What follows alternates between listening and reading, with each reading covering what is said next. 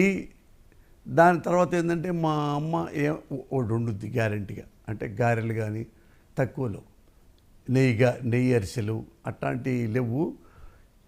ఎవరిని పెడితే తినేవాడిని.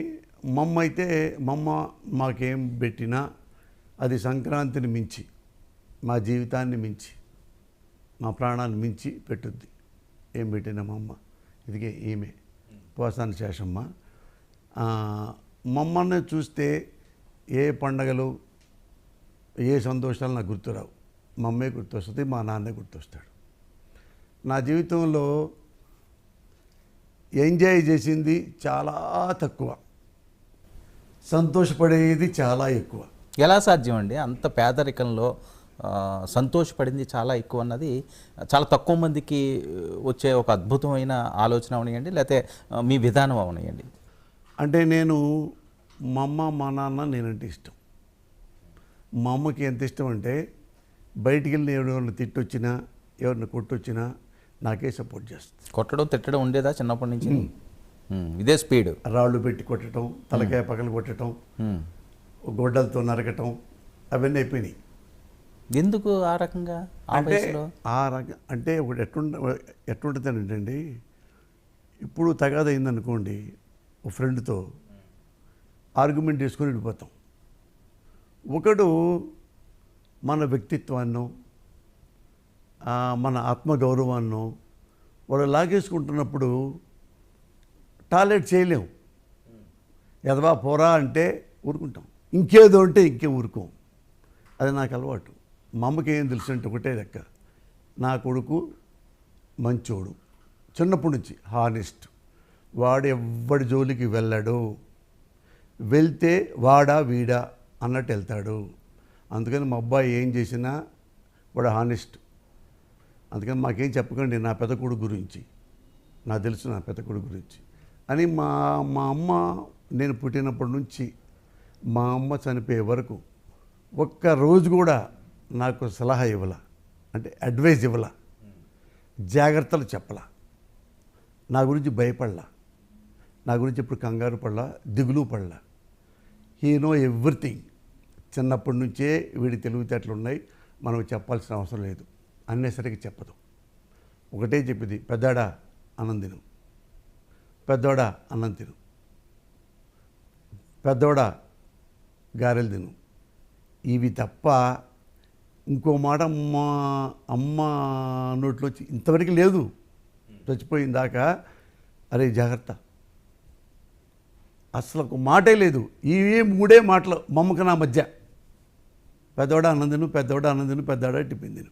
అయితే పోసాని కృష్ణమురళి గారు రచయిత అయిన తర్వాత, ఒక సంపన్నుడు అయిన తర్వాత, యాక్టర్ అయిన తర్వాత ఈ గర్వం ఆయనకి తలకెక్కింది అని చెప్పి చాలామంది అనుకుంటారు. సో ఇది కాదు, ఫస్ట్ నుంచి మీరు రెబలే, ఏ అంశం వచ్చినా ఏ తేడా వచ్చినా డైరెక్ట్ అటాక్. అంటే నా గురించి తెలియని వాడు, నన్ను చూడని వాడు, నా యాటిట్యూడ్ చూడని వాడు ఇలా అంటుంటారు. పోసాని కొద్ది సంపాదించిన తర్వాత ఒళ్ళు బలిసింది అంటారే, అసలు ఏమీ లేకుండా రబ్బర్ చెప్పుకి పిన్నిసి పెట్టి నడిచిన రోజుల్లో కూడా నాకు ఇదే యాటిట్యూడు. ఎందుకు చెప్పమంటారు? ఎగ్జాంపుల్ చెప్తాను మీకు. నేను ఏమీ లేక ఏం చేయాలి అన్న రోజుల్లో మద్రాసులో 1500 రూపాయలతో అడుగు పెట్టా. ఎందుకు పెట్టుకున్నాను? వచ్చిన తర్వాత ఎక్కడన్నా ఒక చిన్న ఉద్యోగం చేసుకుని యూనివర్సిటీలో మళ్ళా సీట్ సంపాదించి చదువుకొని, చదువుకోవడానికి మద్రాసు వచ్చారు. దానికోసం రాలా, వచ్చాక వచ్చిన ఐడియా అది అనుకోండి. ఇక ఓకే, అంటే ఎటు వెళ్ళాలి కదా నేను. అసలు ఎందుకు వచ్చారండి మద్రాసు అని? ఎందుకు వచ్చింది ఆలోచన? దానికి ఏమైనా బలమైన ఆలోచన ఉందా? మద్రాసు అనేది ఎందుకు వచ్చిందంటే మళ్ళీ నేను పాలిటిక్స్లోకి వెళ్ళాలా, రామోజీరావు దగ్గరికి వెళ్ళాలా. వెళ్ళండి, తప్పదుగా. నేను ఎంఏ చదివిన తర్వాత అక్కడ ఉంటే వీడు మరి యారగెంట్గా ఉంటాడని చెప్పి మా మేనమామ హైదరాబాద్ తీసుకొచ్చి ఒక చిన్న కంపెనీలో ఉద్యోగాన్ని పెట్టాడు, 400 నెలకి, ధవళా చిట్ ఫండ్స్ అని. దాని ఎండి గారు పొట్లూరి బ్రహ్మానందం గారు, మోస్ట్ హానెస్ట్ ఫెలో. ఓకే, ఆయన నన్ను చూసి నచ్చి పెట్టుకున్నాడు 400 రూపాయలు. అక్కడ కొన్నాళ్ళు పనిచేసిన తర్వాత మార్గదర్శిలో వచ్చి పడ్డాయి ఉద్యోగాలు ఉండేయని నేను అప్లై చేసుకున్నా. నా నాలెడ్జీ చూసి నా ఎడ్యుకేషన్ చూసి ఆ ధవళ చిట్ ఫండ్లో ఉన్న ఒక ఎక్స్పీరియన్స్ చూసి నన్ను మార్గదర్శిలో డైరెక్ట్గా అసిస్టెంట్ మేనేజర్గా తీసుకున్నారు. జనరల్గా తీసుకోరు. ఫస్ట్ ఎగ్జిక్యూటివ్, సీనియర్ ఎగ్జిక్యూటివ్, తర్వాత అసిస్టెంట్ మేనేజర్, తర్వాత మేనేజర్. అందులోని ఈనాడు స్కూల్లో ఖచ్చితంగా కింద స్టేజ్ నుంచే పైకి రావాలి. నాకు డైరెక్ట్గా ఇచ్చాడు అడుసుమూలి కృష్ణమూర్తి గారు. ఒరే వీడు బాగా చదువుకున్నాడు, వీడోడు పిలువు అంటే చూసిన తర్వాత వెంటనే ఇచ్చారు నాకు. వెంటనే ఇచ్చిన తర్వాత అసిస్టెంట్ మేనేజరు మార్గదర్శి సికింద్రాబాద్ బ్రాంచ్లో ఉన్నా, రాణిగంజ్లో. అక్కడ 1 మంత్లో అక్కడ సీనియర్ మోస్ట్ మేనేజర్ ఉన్నాడు, చాలా పవర్ఫుల్ మేనేజరు.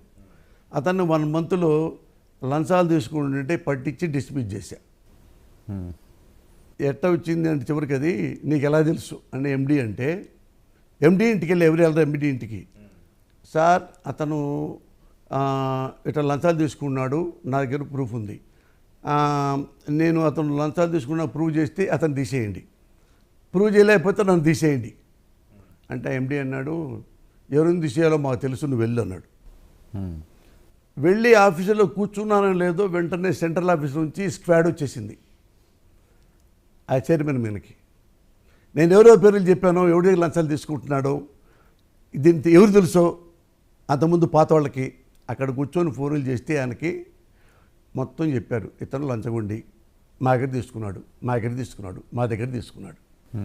ఇది అంతకుముందు నేనున్న